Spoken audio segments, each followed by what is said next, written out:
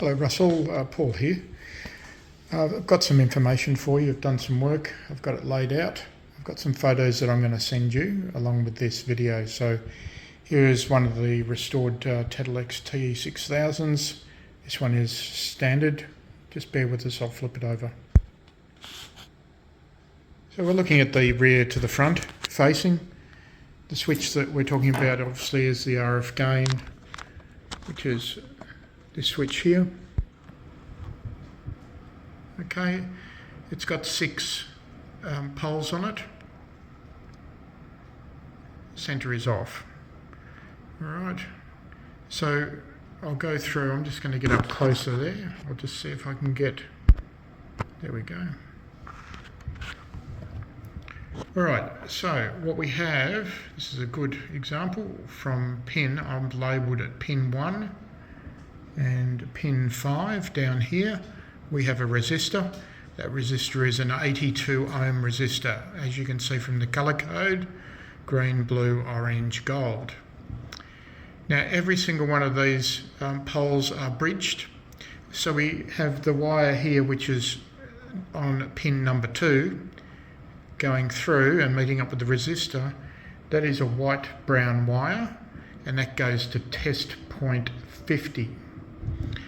Test point 50 just happens to be down here, okay, and it's marked on the board as well. So we're lucky in this instance in that all the wires are going to a test point. So then we have the second, we have on what I've labelled pin 4, a white-orange wire. Now the white-orange wire goes all the way up to the RF area, and it's just here, and that goes down to here, and that's test point 15. Okay. Then the last one that we have here, down the bottom, the blue one, that goes to test point 22. So, sorry, there we are there, right there. And test point 22 is all the way up the back. I had it.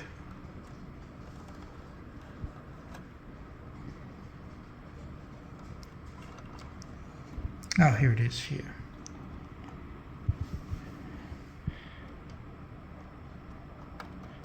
Right there. Okay, so again it's marked on the board, but for your information, stopping and starting, it's right there. Okay. This is the diagram that I've made for you, explaining exactly what I've just verbalised.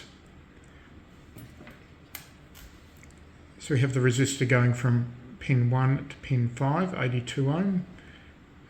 Pin 1 goes to pin 2, it's bridged, and that goes to test point 50, the white and brown.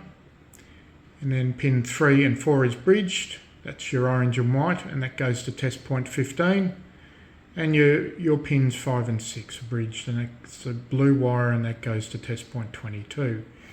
What I recommend you do, and I know what's happened here, I'm pretty sure of it, those 2 orange wires that are still attached, once you unassemble the loom, I think you're going to find they're going to go to the switch modifications to the O2A. They're just leftover stuff. But what I want you to do is unravel the loom, and I want you to go to each of the test points, find the wires, and go back down the loom and find out where they are. If they are on another switch, they need to be removed from that switch and put onto this switch. What people normally do is that they take the wires and they join them all together, and that keeps the RF gain on.